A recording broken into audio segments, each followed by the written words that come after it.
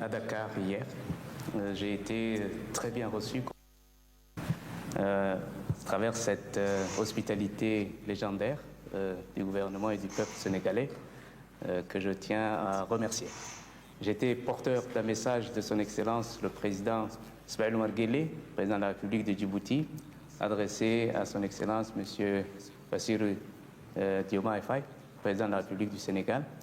Nous avons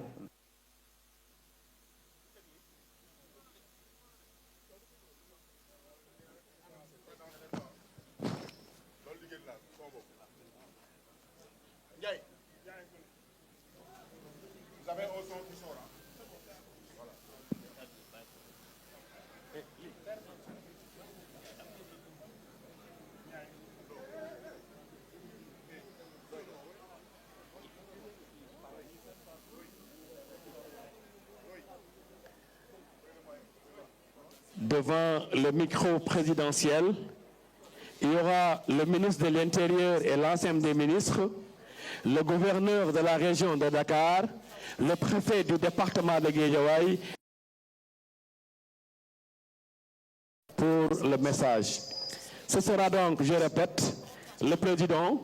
à côté le ministre de l'Intérieur et les ministres, le gouverneur de la région de Dakar, le préfet du département et le maire de la ville, à côté du président. Hadji Malick li nga wax dëgg la ndigal li mooy su président pare ministre yi dañu wax ñu taxaw ci wetam ak préfet yi. 1, 2, 3, c'est bon.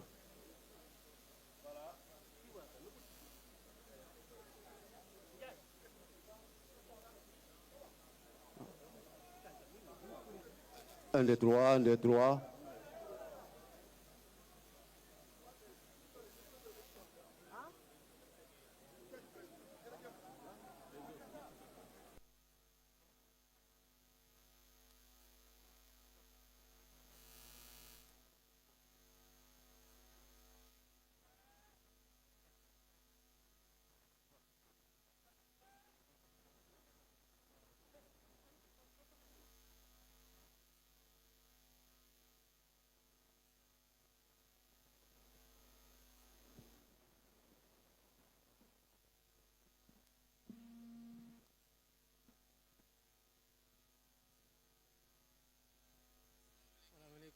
waa Guédiawaye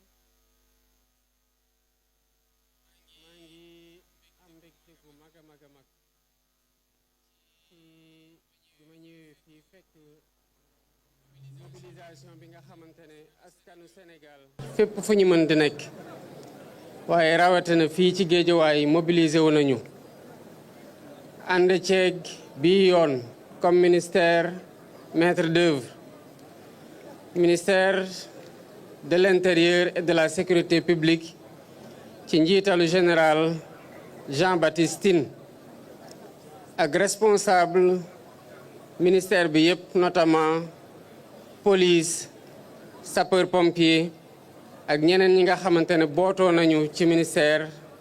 de l'Intérieur et de la Sécurité publique. Monsieur le ministre, di la féliciter ci qualité organisation bi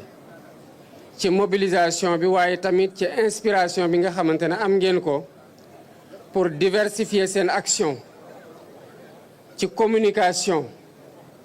ci co-construction maanaam booloo tabaxandoo dara ak askan wi nga xamante ne amul ay forces de défense et de sécurité yu jóge ci beneen askan ak ñi des ci askan wi ba saa suñu leen gisee ensemble mu mel ni jàmmarloo war a nekk démontré ngeen ne que Sénégal benn bopp la kenn mënu ko xar ñaar et que bu fi jàmm ji nga xam ne moom la ñu woote bëgg ko te di ci liggéey saa su ne amee policier bi mooy jóge ci famille civile bi dem liggéeyi sol tenue nekk policier bu ñëwaatee fekkaat njabootam waaye ki nekkagul policier tamit di dem di jàng ji mooy doon ëllëg policier bi. donc amul ñaari askanu policier ak askanu ñeneen wala askanu sapeur pompier wala ñeneen kon ñii nga xamante ne ñoo yore suñu kaaraange ci ñun la ñu bokk wane nañu ko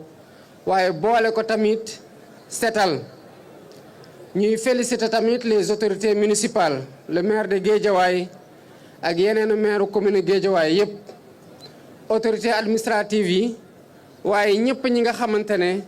am nañu ndombol tànk jëlee ko ci askan wala ci réew mi ci ñi nga xamante ne ñoo booloo ŋànk bés bi pour que organisation bi mel nii. tey mooy 2e édition journée setal suñu réew ci année 2025 waaye mobilisation biñ ci gis ci diggante population yi ak force de défense et de sécurité yi ak communauté yépp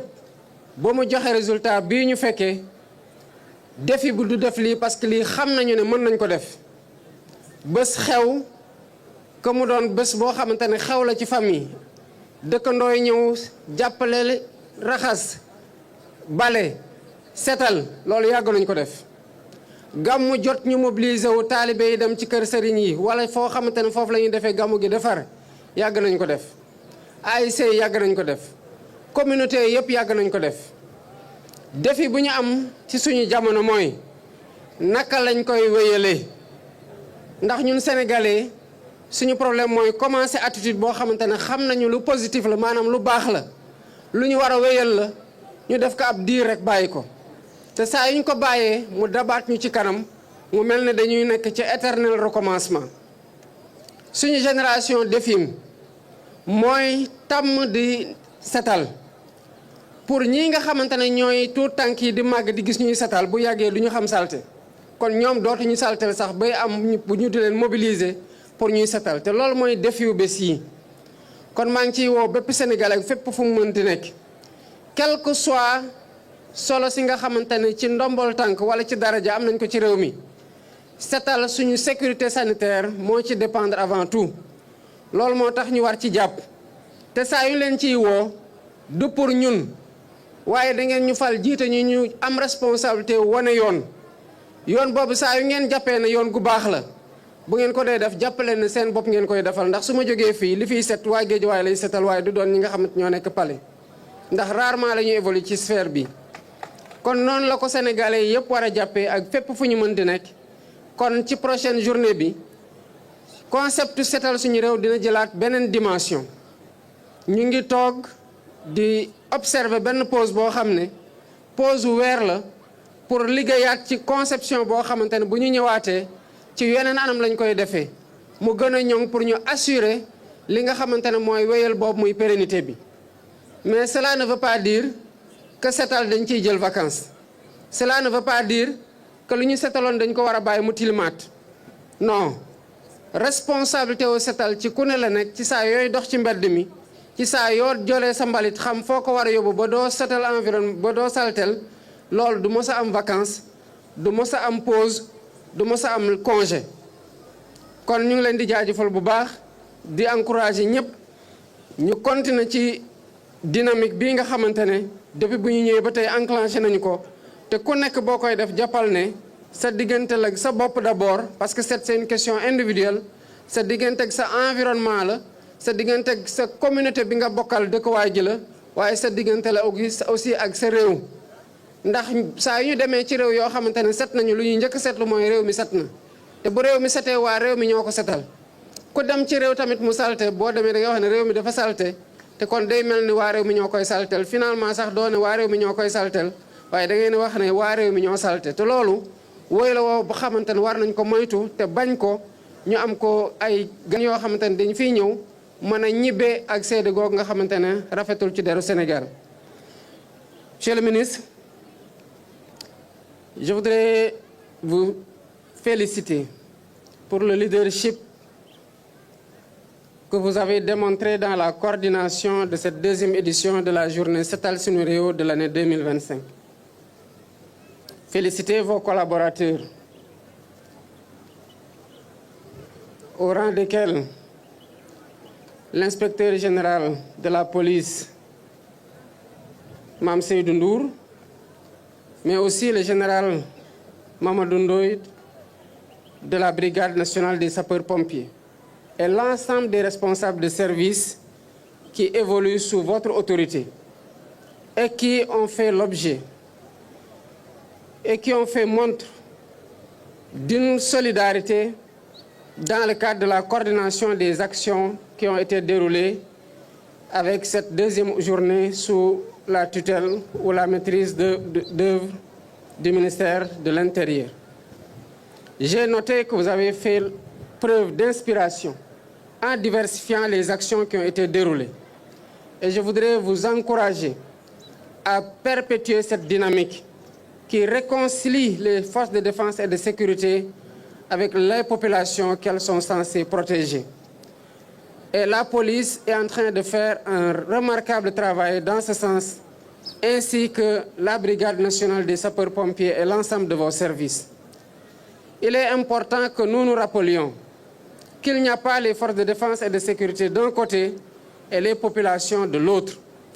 Les forces de défense et de sécurité proviennent des familles. Et parmi ces familles, il y a des enfants qui vont grandir et qui seront plus tard incorporés dans les services des forces de défense et de sécurité.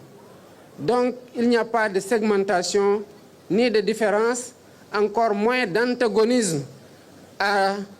noter ou à entretenir entre les forces de défense et de sécurité et les populations. Je le répète, elles sont censées protéger les populations, sécuriser les populations. Et elles le feront d'autant plus mieux que lorsque ces populations-là vont coopérer dans le cadre des actions que ces forces de défense et de sécurité déroulent sur le terrain au quotidien. Je voudrais tous les féliciter, policiers, sapeurs-pompiers, gendarmes, bref, l'ensemble des forces de défense et de sécurité qui, au quotidien, se déploient pour notre sécurité et pour nous protéger. Je voudrais aussi féliciter les autorités administratives locales pour leur coopération parfaite dans le cadre des journées Setal Suñu Réew. Elles ne cessent de se déployer, quel que soit le ministère qui a la maîtrise d'œuvre de la journée. Et nous avons remarqué une parfaite coopération et un leadership particulier de leur part pour le succès des journées que nous notons tous les mois. Je voudrais aussi saluer et me réjouir de l'adhésion des maires, particulièrement ici où je suis aujourd'hui à Guédiawaye, le maire de ville Ahmed Aïdara, et les autres maires des autres collectivités territoriales, qui ont mis un point d'honneur dans la salubrité et la propreté de leur commune, et cela se remarque notamment à travers ces journées Setal Suñu Réew, où on voit leur engagement plein, personnel, mais aussi dans la mobilisation des communautés. Le défi que nous avons tous en tant que peuple, ce n'est pas de nettoyer de façon ponctuelle. Le défi que nous avons, c'est de pérenniser l'initiative. Nous avons toujours nettoyé à différentes occasions, quel que soit le manteau sous lequel on l'a fait. Mais le défi, c'est de nous dire que nous sommes la génération qui doit perpétuer de nettoyer et salir moins, afin que grandisse une autre génération qui ne connaîtra pas la saleté telle que nous sommes en train de le constater dans nos villes. Et cette génération-là n'aura pas à être mobilisée de cette même façon pour nettoyer parce qu'elle n'aura pas déjà sali son environnement. Et la propreté de notre environnement inspire notre santé. Notre santé dépend de la propreté de notre environnement. Et de la propreté de notre environnement et de la santé individuelle dépend la santé collective, mais aussi la respectabilité et le témoignage sur l'hygiène de notre population quand surtout nous recevons des hôtes qui viennent d'autres localités et qui arrivent dans les nôtres ou qui viennent d'autres pays et qui arrivent dans les nôtres. Donc je voudrais demander aux Sénégalais, où qu'ils soient aujourd'hui, de continuer à garder cette dynamique citoyenne et d'engagement au service de la communauté et de notre pays. Le prochain mois, la journée Setal Suñu Réew ne se déroulera pas dans les mêmes formes. Nous sommes en train de discuter et de réfléchir à redéfinir le format, mais dans l'unique but d'être beaucoup plus efficace sur le terrain, beaucoup plus efficient, mais surtout d'assurer la pérennité. Cela ne veut pas dire pour autant que rendre propre, nettoyer, éviter de salir autant que faire se peut, doit être en congé, en vacances ou en pause. Le même état d'esprit qui nous a fait sortir aujourd'hui et depuis même toute la semaine pour que nous nettoyions nos rues doit être un esprit quotidien et doit être définitivement ancrée dans notre ADN collectif et individuel. Je vous remercie et vous dis encore une fois toute la satisfaction que j'ai et la fierté que j'ai d'être le président de ce peuple. Merci beaucoup.